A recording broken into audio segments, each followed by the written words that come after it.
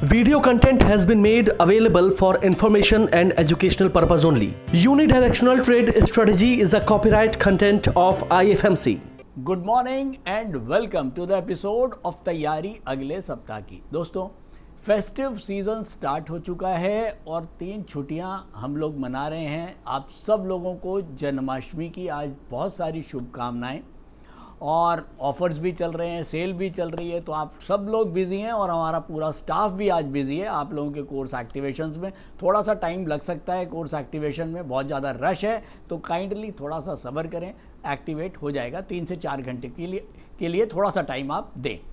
अब अगर मैं बात करूं तैयारी अगले सप्ताह में, देखिए मार्केट का इस समय जो रुझान है वो ओवरऑल डाउनवर्ड ही बना हुआ है। अब इस समय अलास्का में जो मीटिंग हुई है पुतिन की और ट्रंप की, उसमें कोई ख़ास निकल के आया नहीं है। अब वो मॉस्को में दोबारा मिलेंगे और ये चीज़ें चलती रहेंगी। ओवरऑल इम्पैक्ट जो एक है अनसर्टिनिटी का इकोनॉमी के ऊपर बना हुआ है, चाहे वो अमेरिकन इकोनॉमी है और इंडियन इकोनॉमी भी इससे अलग नहीं है, तो वो इम्पैक्ट हम मार्केट में लगातार देख रहे हैं। और वो हम आज से नहीं देख रहे हैं, पिछले 2 महीनों से हम लगातार इसी बात को कर रहे हैं। हमें कोई भी बड़ी इन्वेस्टमेंट से बचना चाहिए। छोटी मोटी SIP आप कर रहे हैं उनको करते रहिए। देखिए, आज मैंने एक चार्ट लगाया हुआ है, मैं आप लोगों को ये बताना चाहूँगा। अगर पहले मैं चार्ट दिखाता हूँ फिर हम बात करते हैं। ये देखिए, ये मैंने जो ब्लू लाइन डाली हुई है यहाँ पर आप ये देख रहे हैं, ये 2007 का हाई था करीब। NSE था उस समय 6200। 2007 यहाँ पर आप देखें, 2007 के बाद जब फॉल आया 2000 का लेमन ब्रदर्स वाला, और वो फॉल जो है वो लगातार आप देखें, ये 6200-6300 का इंडेक्स जो है वो जाके 2014 में कटा है। 2007 और 2014 ये करीब 7 साल का पीरियड मैं देख चुका हूँ। और मैं क्या, आप लोग जो पुराने लोग हैं वो भी देख चुके हैं। अगर यंग बच्चे हैं तो आप अपने पेरेंट्स से, अगर वो स्टॉक मार्केट में हैं तो उनसे पूछिए। ये 7 साल का पीरियड एक बहुत ही तकलीफ वाला पीरियड था उन लोगों के लिए जिन्होंने भारी इन्वेस्टमेंट्स कर रखी थी, और वो लोग ट्रैप रहे 7 साल।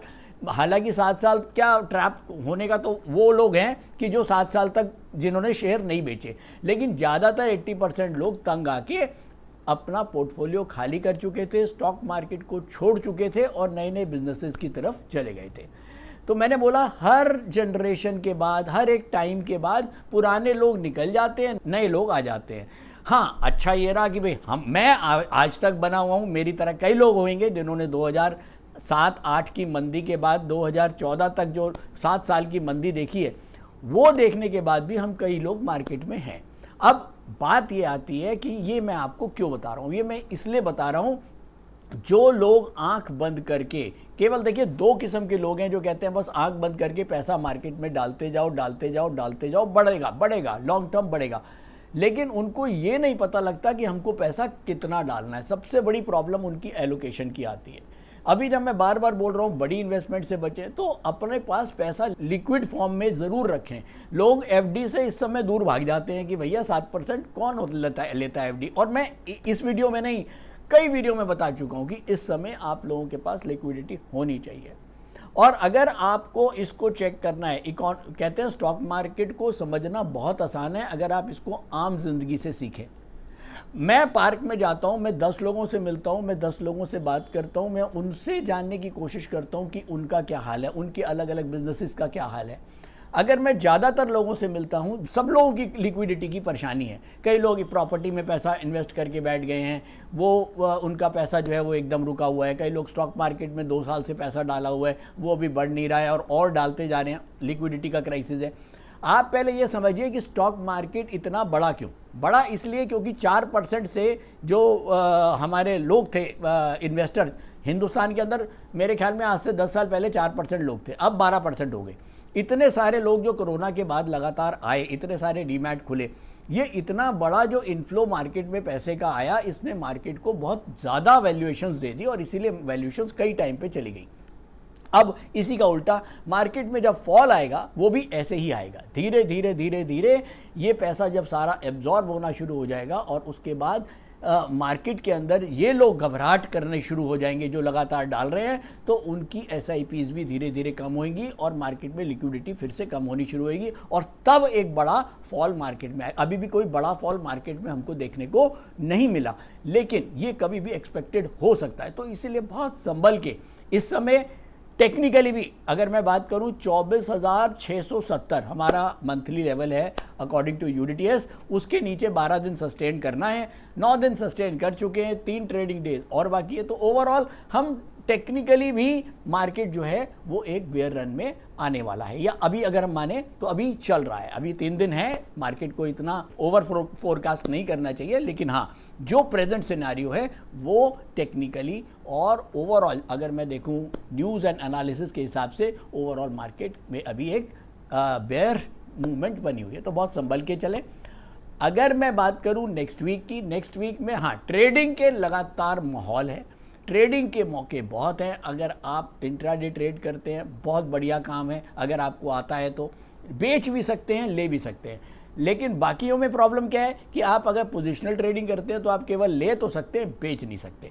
बेचना है तो आपको F&O में जाना पड़ेगा। F&O के अंदर बहुत ज़्यादा रिस्क है, चाहे वो ऑप्शंस हो। मैं बिल्कुल मना करता हूँ वो लोग जो बिल्कुल भी स्टॉक मार्केट में नए हैं या जिनको थोड़ा बहुत भी स्टॉक मार्केट आता है, तो उनको भी स्टॉक ऑप्शंस के अंदर और फ्यूचर्स के अंदर बिल्कुल नहीं जाना चाहिए। तो आपको अगर करना है या तो इन्वेस्टिंग करिए, या अगर आपको समझ में आती है तो इंट्राडे ट्रेडिंग फिर भी एक ये लगता है कि यार फटाफट आज में जो होगा वो हो जाएगा। एक आपने स्टॉप लॉसेस डाले हुए हैं, उतने से आपको अगर लगता है कि यार इतना नुकसान हो गया और नहीं करना, तो आपने बंद कर दिया। आप कहीं ना कहीं बड़ा ट्रैप नहीं होते हो।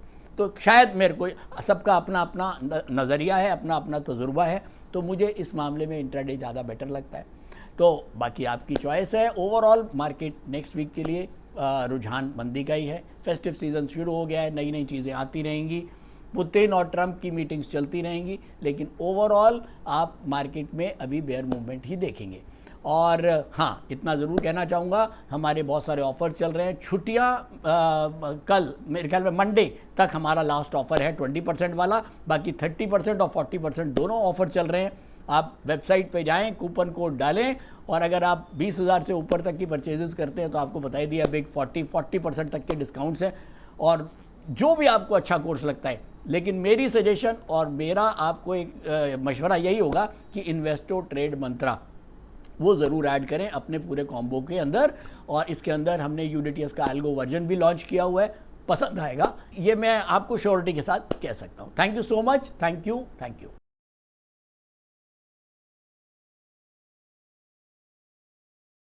स्टॉक ट्रेडिंग के दौरान मुझे क्या खरीदना चाहिए और मुझे क्या बेचना चाहिए, मुझे कब खरीदना चाहिए और मुझे कब बेचना चाहिए, ये सवाल आपको परेशान करते हैं। तो चलिए सिंप्लीफाई करते हैं स्टॉक ट्रेडिंग को और निकालना सीखते हैं वो एक्यूरेट पॉइंट्स जहां हमें स्टॉक को बाय या सेल करना है। मेरे यानी मनीष तनेजा के साथ IFMC की यूडीटीएस स्ट्रैटेजीज से। यूडीटीएस यानी यूनिडायरेक्शनल ट्रेड स्ट्रैटेजीज, जो है हर स्टॉक ट्रेडर की पहली पसंद, जो बनाती है स्टॉक ट्रेडिंग को सिंपल, एक्यूरेट और स्ट्रेस फ्री। यूडीटीएस स्ट्रैटेजीज सभी इंटरवल्स पे काम करती है, चाहे वो इंट्राडे हो, पोजिशनल हो या लॉन्ग पोजिशनल हो। मेरे 26 सालों के एक्सपीरियंस और एक्सपर्टीज का निचोड़ है यूडीटीएस। IFMC की लोकप्रियता का राज है उसकी copyright strategies, and IFMC is unchallenged leader in stock market education. IFMC is now a school of 10 million learners, awarded twice by Delhi City Icon Awards. So let's begin UDTS online course by IFMC.